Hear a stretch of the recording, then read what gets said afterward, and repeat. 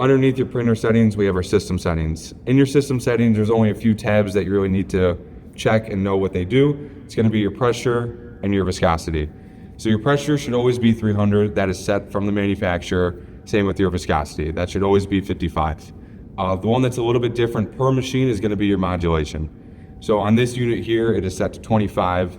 And the way that you can check for your machine is there are 2 Phillips screws. You can go ahead and loosen those and pull this front cabinet down. And then back on the high voltage, down here in the lower right-hand corner, modulation, you just want to go ahead and match that value up.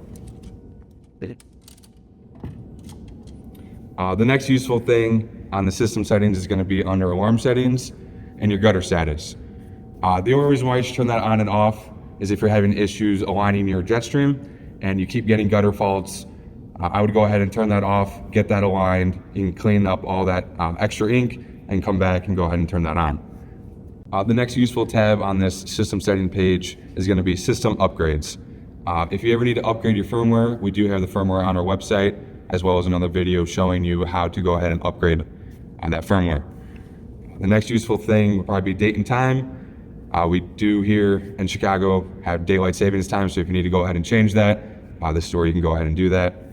The last thing is going to be here on this ink system page.